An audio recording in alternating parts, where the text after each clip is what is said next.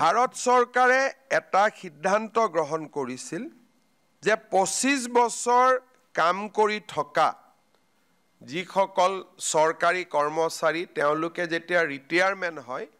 তেওঁলোকক আমি পুৰণি পেনশন আঁচনিৰ দৰেই আমি পেনশন প্ৰদান কৰিম আৰু যিসকলে 10 বছৰ কাম কৰি তেওঁলোকে ৰিটায়াৰমেন্ট হ'ব লগা হয়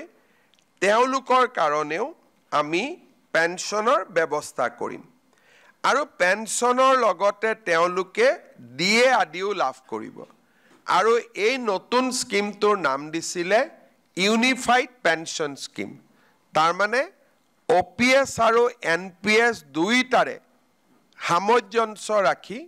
ভাৰত চৰকাৰে চৰকাৰী কৰ্মচাৰীসকলক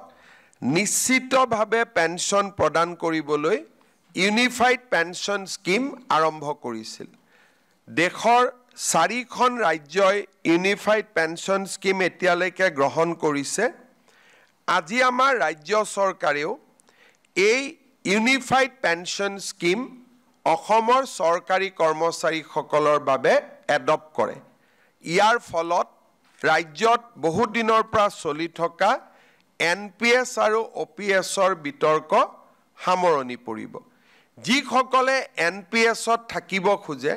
বিশেষকৈ যিসকল ডেকা লৰা নতুনকৈ নিযুক্তি হৈছে তেওঁলোকে এনপিএছতে বেনিফিট বেছিকৈ পাব ইউপিএছত কৈও কিন্তু আমি দুইটা অপচন তেওঁলোকৰ বাবে খুলি দিছো যে তেওঁলোকে নিজে বিচাৰিলে এনপিএছতো থাকিব পাৰিব বা তেওঁলোকে ইউপিএছতো যাব পাৰিব ইউপিএছলৈকে যোৱা মানে তেওঁলোকে নিশ্চিত পেনশন ওপিএছৰ লোকসকলে যেনেকৈ পাই আছিল ওল্ড পেনশন স্কিমৰ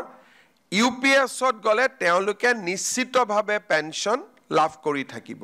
ভাৰত চৰকাৰে এটা সিদ্ধান্ত গ্ৰহণ কৰিছিল যে 25 বছৰ কাম কৰি থকা যিসকল চৰকাৰী কৰ্মচাৰী তেওঁলোকে যেতিয়া ৰিটায়াৰমেন্ট হয় তেওঁলোকক আমি পুৰণি পেনশন আঁচনিৰ দৰেই আমি পেনশন প্ৰদান কৰিম আৰু যিসকলে 10 বছৰ কাম কৰি তেওঁলোকে ৰিটায়াৰমেন্ট হ'ব লগা হয় তেওঁলোকৰ কাৰণেও আমি পেনশনৰ ব্যৱস্থা কৰিম আৰু পেনশনৰ লগতে তেওঁলোকে ডিএ আদিও লাভ কৰিব আৰু এই নতুন স্কিমটোৰ নাম দিছিলে ইউনিফাইড পেনশন স্কিম তাৰ মানে ওপিএছ আৰু এনপিএছ দুইটাৰে সামঞ্জস্য ৰাখি ভাৰত চৰকাৰে চৰকাৰী কৰ্মচাৰীসকলক নিশ্চিতভাৱে পেনশন প্ৰদান কৰিবলৈ ইউনিফাইড পেনশন স্কিম আৰম্ভ কৰিছিল